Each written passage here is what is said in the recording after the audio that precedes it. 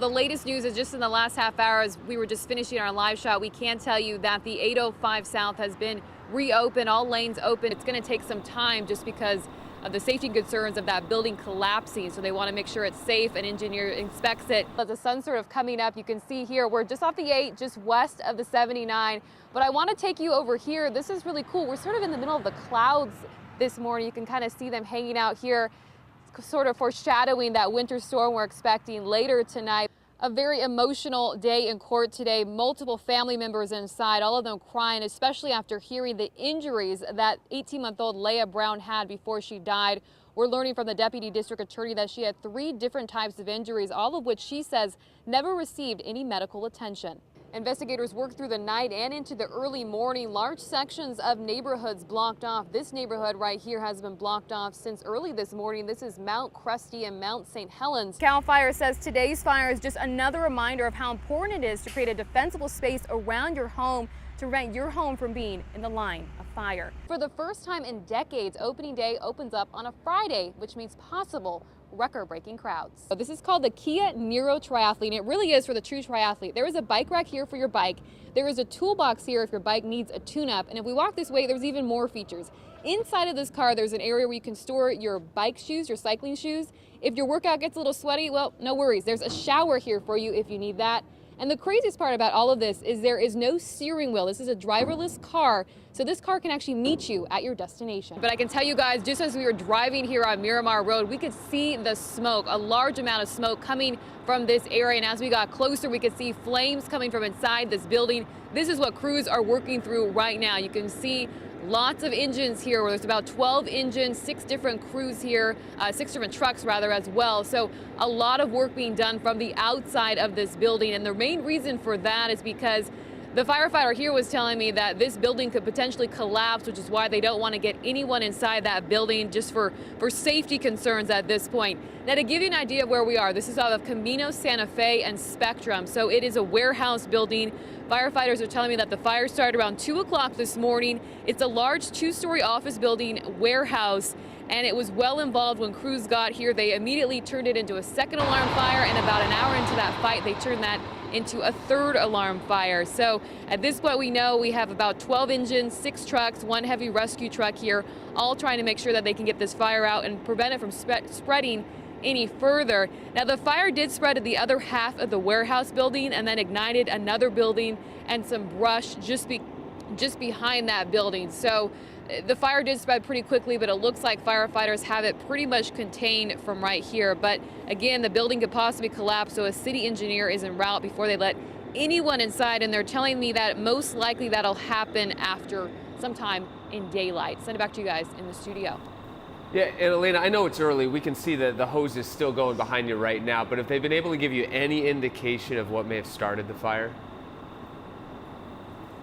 No, not yet, Greg. And again, as you mentioned, this is so very beginnings of the fight here. Right. They're expecting not even to be able to get inside possibly until daylight when that city engineer gets here. So right now it's more of a safety concern. And so obviously investigators can't get inside that building, 1, because they're still fighting it, but 2, it's going to take some time just because of the safety concerns of that building collapsing. So they want to make sure it's safe, and engineer inspects it before anyone's inside and can figure out exactly what started this fire. We talked to the sister-in-law, Tony Nguyen. She says that Tony loved to fish, and he fished about 3 to 4 times a week. He also had 4 kids at home. His boat was found capsized and lodged between some rocks just down this way off of Winnemar and Camino de la Costa. We talked with one woman who described the surf conditions last night. They were huge, really, coming in quickly, and I'm sure it was a tough rescue for even just getting the other 3 people out. Family gathered this morning, obviously emotional after talking with lifeguards today, praying for the best and hoping Tony is found safe. This is 42-year-old Tony Nguyen, still missing, and this is his boat, found crashed into rocks near Big Rock in Wind and Sea. High surf conditions have made it tough for lifeguards to do dive operations. Instead, the Coast Guard and lifeguards have been in the air from Crystal Pier to the La Jolla Cove throughout the day. Also, teams are in the water by boat. At around 6 last night, lifeguards say Tony was lobster fishing with 4 of his friends when they got too close to shore and a wave capsized their boat. Tony was the only one without a life jacket on. He also didn't know how to swim. We're working closely with Coast Guard. They searched out all night long, and they're doing the same thing with helo and vessel throughout the day today. But what we're looking for is, we know the facts that there were 5 people on the boat capsized, and 1 person's missing. So, while we're very hopeful that a person could survive that, we're just not sure at this point. Lifeguards also did another search by air at around 11 o'clock today, and lifeguards say if they don't find Tony today, that's still undetermined when they'll stop searching. Investigators worked through the night and into the early morning. Large sections of neighborhoods blocked off. This neighborhood right here has been blocked off since early this morning. This is Mount Crusty and Mount St. Helens. Neighbors were also caught up in the middle of all that action during the standoff last night. Gunshot fire, lights everywhere. They said it was about 50 plus rounds. It went, and that's not even exaggeration. I thought it was a firecracker at first. That was a part of the gun battle, with officers ringing through the neighborhood last night. And this morning, the bomb squad was called in, stopping the investigation after a material was found inside Hayden Gerson's home. Police later confirmed it was a food substance and safe. Police were investigating a neighbor's roof this morning as well. This is where police staged to watch over Gerson's home, and that's where Gerson started firing shots and where that gunfight began. Neighbors say there were dozens of people outside of their homes last night. Many kept far away from the scene by police, just trying to figure out what was going on. I feel safe.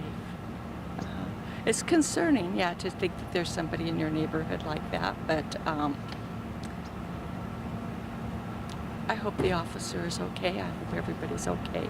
One neighbor that we talked with said that she talked to some of her other neighbors about possibly getting together and getting on the Nextdoor app to learn more about their neighbors and what's going on in their community.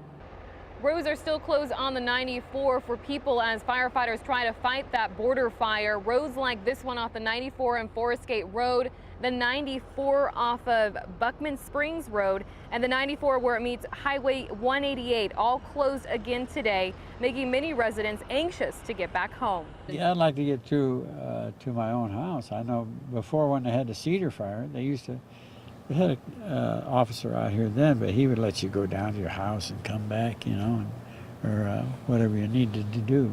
But these guys don't want to let you go through.